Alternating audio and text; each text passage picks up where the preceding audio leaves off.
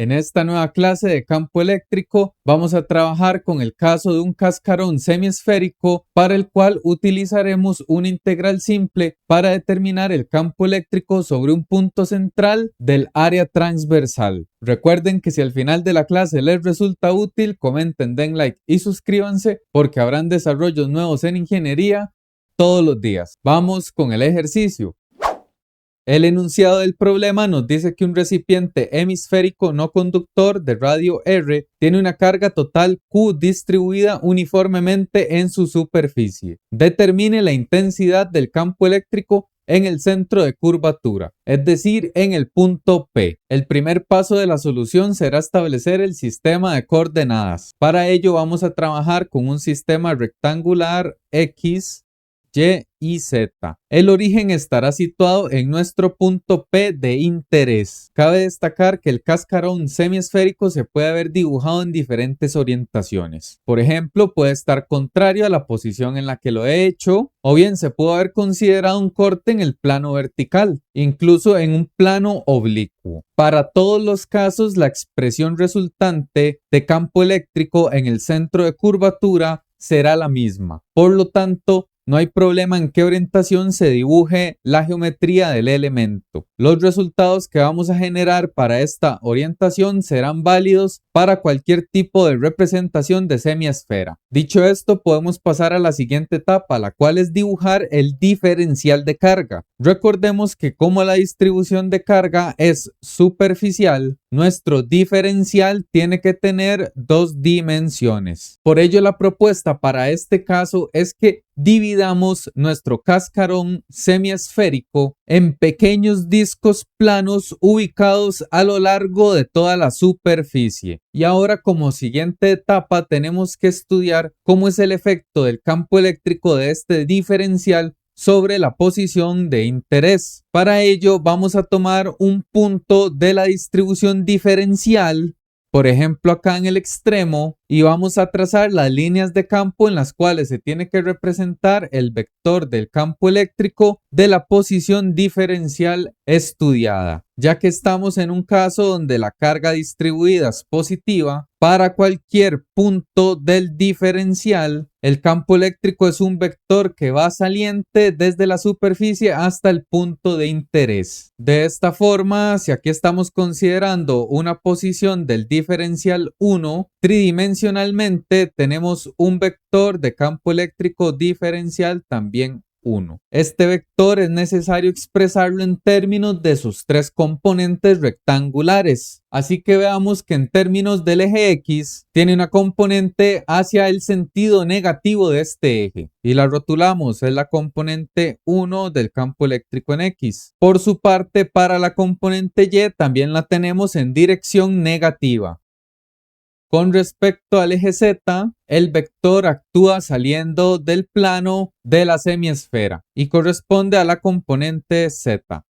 Si la carga hubiese sido negativa, todos los vectores tendrían dirección contraria. Es decir, el campo eléctrico en el punto P iría desde el punto P hacia la superficie donde está la carga. Ahora bien, en busca de simetrías, vamos a considerar una posición a 180 grados con respecto a la primera partícula diferencial que hemos estudiado. Vamos a trazar otras líneas de campo y ya que la carga es positiva, el campo eléctrico diferencial de esa partícula va a tener una dirección saliente hacia el punto. De esta forma es necesario trasladar este otro vector en el espacio tridimensional en términos de sus tres componentes. Y la particularidad es que las componentes X de esta posición diferencial van a tener dirección contraria con respecto a las componentes de la primera posición.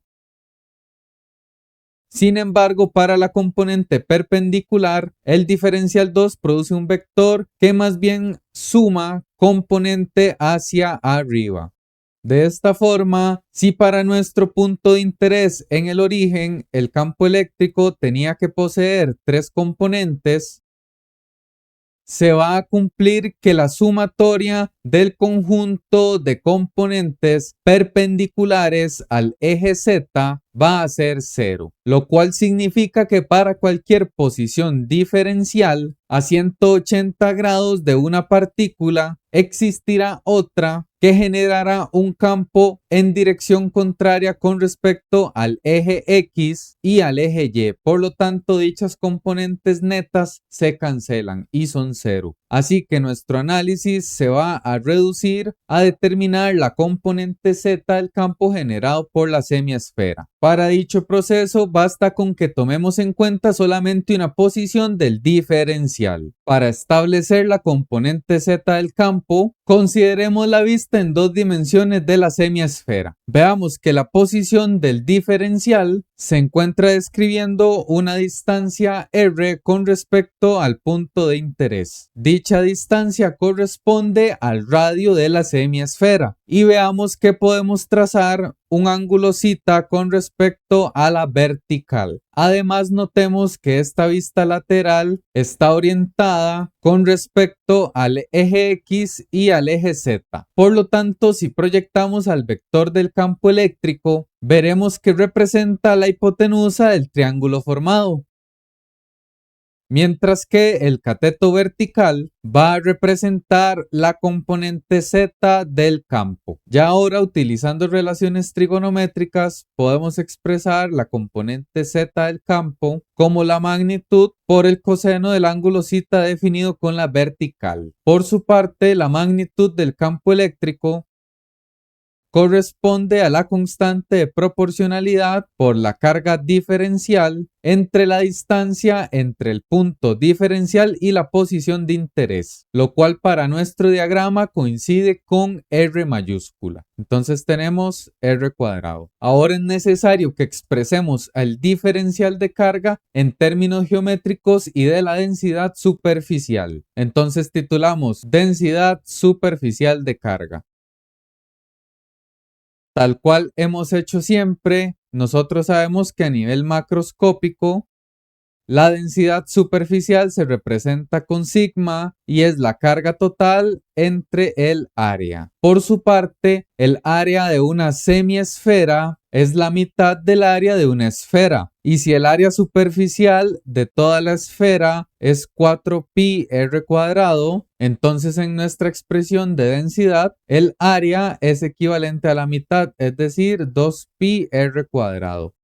Esta expresión será útil más adelante. Con respecto a la densidad superficial de carga, nosotros sabemos que a nivel infinitesimalmente pequeño tiene que cumplirse lo mismo.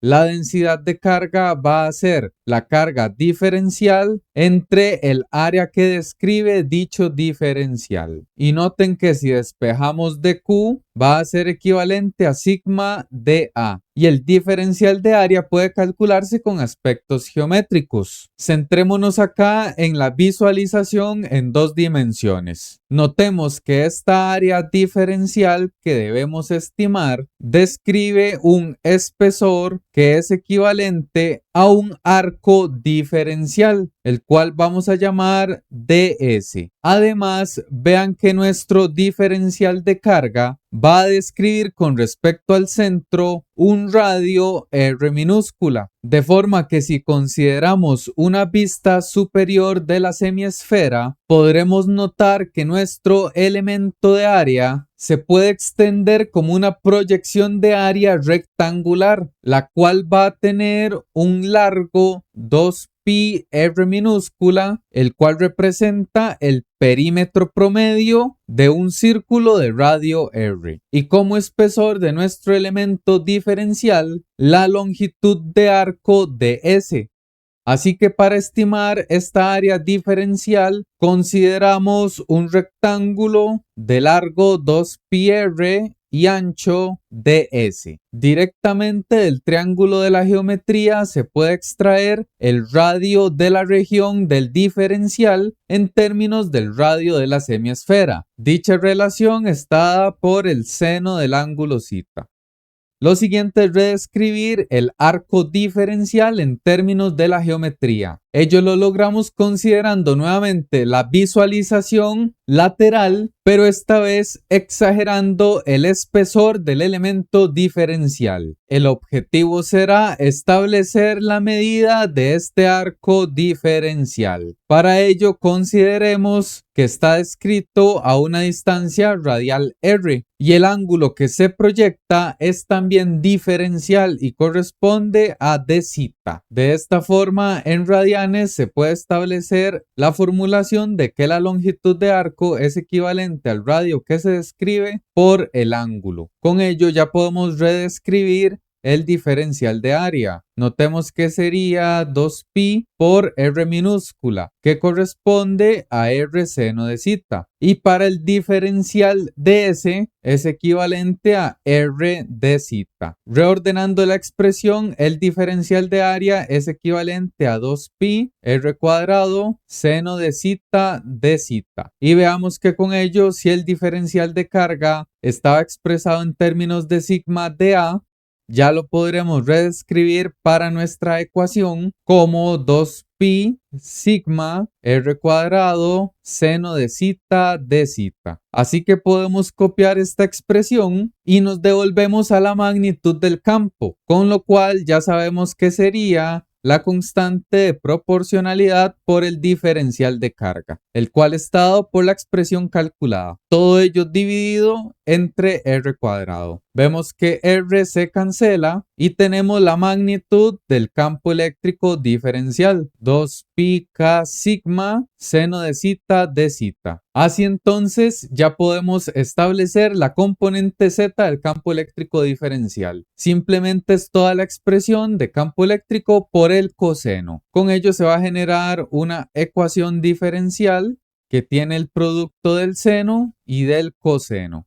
Dada esta formulación, ya podemos establecer los límites de la integral para resolver el problema. Así que si integramos a ambos lados, a la izquierda obtenemos ez y a la derecha debemos formular la integral. La variable de integración para este caso es θ. Entonces nos vamos a valer de la vista lateral, en la cual sabemos que θ es este ángulo que se describe. Noten que esta integral está dada en coordenadas polares. Por lo tanto, estamos calculando un área que está definida por términos de coordenadas polares también. Así que para estudiar la variación de θ, vamos a considerar una posición inicial θ sub 0 desde 0 y como posición final vamos a seleccionar θ igual pi medios, lo que es equivalente a 90 grados. Podrían haber pensado que era hasta 180, pero sería un error. Recordemos que con esta integral estamos calculando el área de esta función para una semiesfera. Entonces, en la integral en coordenadas polares, estamos determinando qué área se genera si θ es un barrido de 90 grados, el cual se revoluciona con respecto al eje Z 360 grados. Así entonces, al considerar el límite superior como pi medios, el propio valor de la integral representa ya toda el área girada en torno al eje Z. Por ello es que vamos a resolver esta integral desde 0 hasta pi medios. Ejecutando, primero extraemos las constantes y ejecutamos una sustitución simple para esta integral. Vamos a decir que sea u el seno de θ, por lo que derivando obtenemos du a la izquierda y el coseno de θ de θ. Con ello nuestra integral se transforma al seno de θ, que es u por du. Directamente integrando tenemos las constantes y u a la 2 entre 2, pues teníamos la potencia u a la 1. Todo ello evaluado desde 0 hasta pi medios. En esta expresión cancelamos 2 con 2 y sustituimos el término de u por el seno cuadrado de θ. Así entonces ya podemos hacer la evaluación de los límites de la integral. Tendríamos el pi k sigma, suscribimos un paréntesis y evaluamos el pi medios. Luego restamos la evaluación del límite inferior 0. El seno de pi medios vale 1 y el seno de 0 vale 0. Con esto ya tenemos una primera expresión para nuestro campo eléctrico en el centro de curvatura.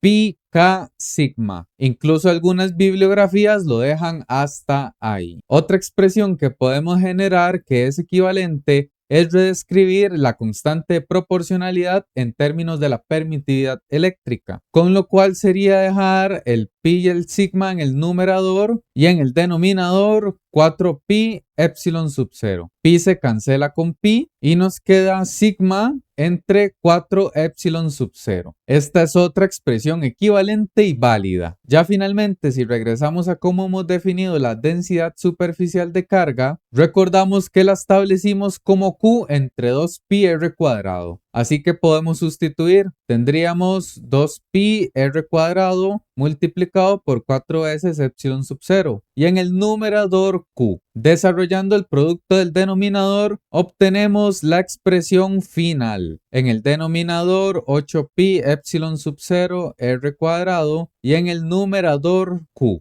Para una carga positiva, esta expresión va a ser la magnitud de nuestro campo eléctrico, que estará dada en dirección saliente, perpendicular al plano de corte. Y asimismo, este desarrollo nos permite evidenciar cómo sería el caso para una esfera completa. De esta forma, si consideramos dos hemisferios, los cuales se pueden unir para completar la esfera, vamos a ver que los campos eléctricos tienen la misma magnitud pero dirección contraria, por lo tanto se cancelan. Ello va a significar que para el centro de un cascarón cargado el campo eléctrico es 0. Y con este análisis y desarrollo el ejercicio está finalizado. Comenten, den like y suscríbanse y nos vemos en la siguiente clase de distribuciones continuas de carga. Gracias por su atención.